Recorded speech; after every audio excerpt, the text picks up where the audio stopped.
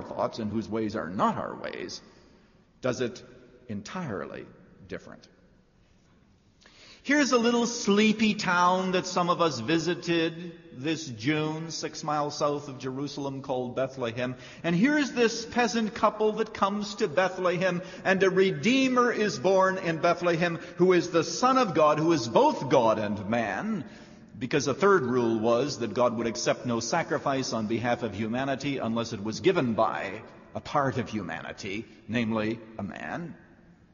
And here's this baby that is born, a helpless baby, if you please, a baby who participated in creation, who was used to throughout all of eternity having the hosts of heaven sing, "Holy, holy, holy."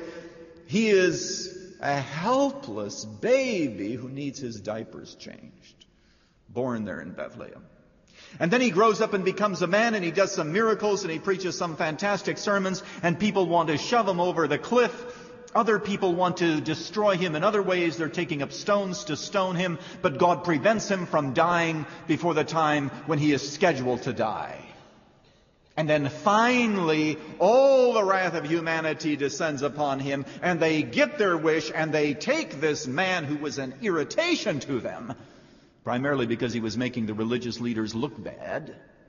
They take him and they nail him to a cross, and everybody who is party to that scheme shouts, "Good riddance, he's gone." Just take your Bible for a moment and turn to Luke 23. We could read any one of the Gospels and read the account of Christ's death, but I've chosen Luke chapter 23 just to refresh your memory of how it went. Luke 23:32. "And 2 others also who were criminals were being led away to be put to death with him. And when they came to the place called the Skull, there they crucified him and the criminals, one on the right and the other on the left. But Jesus was saying, 'Father, forgive them, for they do not know what they are doing.' And they cast lots, dividing up his garments among themselves. And the people stood by looking on, and even the rulers were sneering at him, saying, 'He saved others, let him save himself, if this is the Christ of God, the chosen one.' The soldiers mocked him, coming up to him, offering him sour wine, and saying, 'If you are the King of the Jews, save yourself.'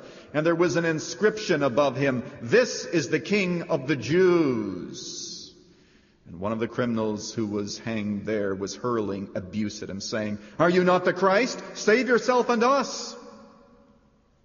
The other answered, rebuking him, 'Do you not even fear God, since you are under the same sentence of condemnation? And we indeed justly, for we are receiving what we deserve for our deeds. But this man has done nothing wrong.'" Just that far for a moment. You know, people say, "Oh, I wish I was there in Jerusalem during the time of Jesus." I tell you, I'm not sure if I wish that, because I don't know. I might be among those who are hurling insults at him. You know, apart from God's grace, I'm just bad enough to do that. I may have been on the wrong side of Christ when he was here on earth. A lot of, quote, good people were. A lot of good religious people were on the wrong side. Now I want us to look today, first of all, at the cross through the eyes of mankind. Let's suppose that you had a video recorder and you were going to tape this and you were going to use segments of it in the evening news, and you wanted to follow the last few days of Jesus Christ when he was here on earth. What is it that you would see as you'd see him mocked and crucified? First of all, you'd see a tremendous amount of injustice without any vindication. No vindication. He takes it all. We don't have time to do it this morning, but when you read the accounts, you can see that he had a very unfair trial. Unfair. And he had no attorney to appeal to. Nobody to go to for help. He was falsely accused. The charges were made up, and there was no investigation as to whether or not the charges were true. They were only too quickly believed. And he endured it.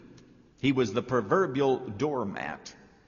As a sheep before his shearers is dumb, so he opens not his mouth. He was taken from prison and from judgment, and he endured it all, and he did not say anything. He just took it.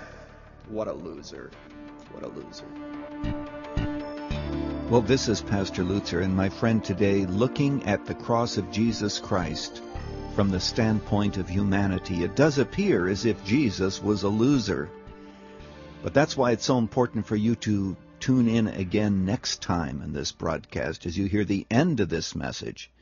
And you'll discover that even though the tomb seemed to be such a time of discouragement and darkness, Jesus Christ, of course, eventually triumphed.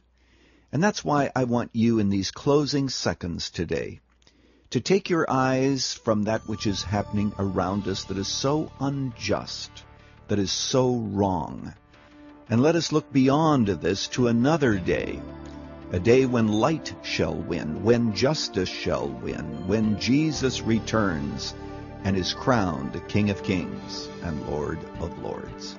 Thank you, Dr. Lutzer.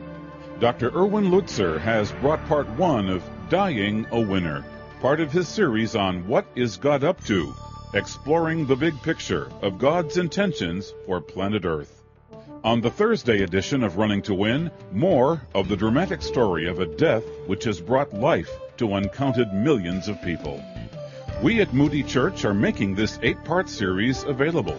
What is God Up To? Can be yours on CD as our thank you when you give a gift of any amount to support Running to Win.